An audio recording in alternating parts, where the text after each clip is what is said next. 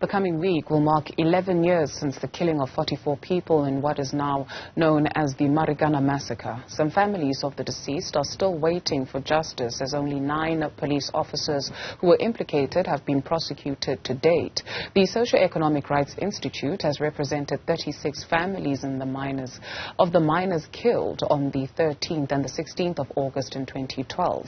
Settlements have been paid out by the state to 34 families. We're now joined by Nomzamo Zondo, who is the Director of Litigation at the Socio-Economic Rights Institute. Thank you very much for your time this morning. And so we've had a Marikana Commission of Inquiry. Perhaps let's just go back in time and take a look at some of the most salient points that stood out for the Institute at the time. Good morning, Dudu. Good morning, ma'am. So I think for Ferry, as you point out, firstly, the families, I think, were grateful that there was a commission of inquiry, because it was only through that commission of inquiry that they were able to reverse the state narrative that their loved ones were the aggressors and the police were the victims. But since then, as you narrated earlier on, they've seen very little justice, and especially in holding people criminally accountable for what happened.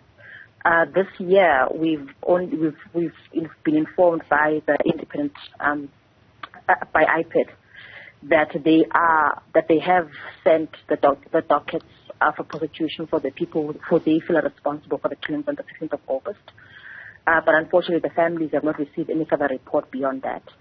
I think in the call for justice, the families have also felt that one of the key role players in what happened in that week, being the mine, has also at times either played the victim or played the person who's done the best in the circumstances.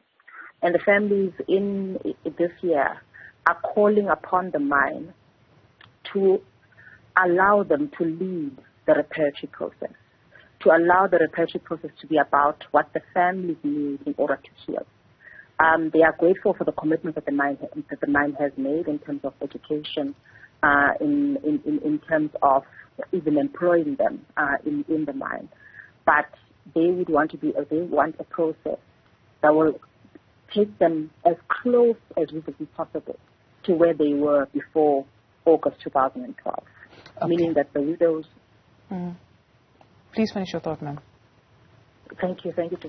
Meaning that the widows would be back in their homes in the Eastern Cape instead of working in the mine, that their children could see a future for themselves that is outside of the future that could have only been imagined by their fathers, that they would themselves go back and work in the mines and earn small salaries. You speak about families needing to heal. We'll get into that in a few moments, but let's talk about the lives of these families. I mean, you mentioned Omama who've had to leave the villages to come and work in the mines in Gauteng because their husbands were gunned down. How has life been for these families when we talk about present day 2023? Look, in 2023, I think the main challenge is the healing of the wound. It's not having their partners there anymore. I mean, it's 11 years is a long time, right? The children who were starting school in 2012 are already finishing it. Some of those who are teenagers are now working men and women themselves. So a lot of time passed.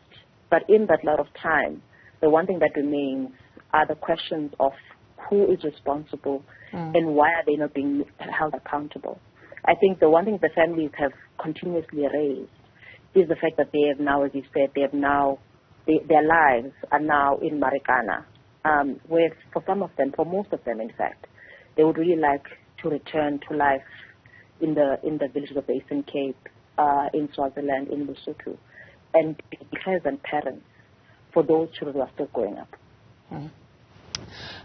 You've got a really beautiful tribute on your website to these 37 men that were gunned down. You've got their names and some of their stories in terms of where they come from. So you've got Udadu Steleka, Merrick Gadlela, and he was with Lonman for 23 years. He's a 50-year-old man. and he started working with the company in 1989. He left behind his mother, wife, and 11 children, including 5 who are still in school. And then you've got Nkosi Gwelani, a 27-year-old from Lusikisiki in the Eastern Cape. He left behind 2 brothers, 2 sisters, as well as his young niece and nephew. And so it goes. But these are people, as you mentioned, who have left loved ones behind, who are needing to heal some of these loved ones.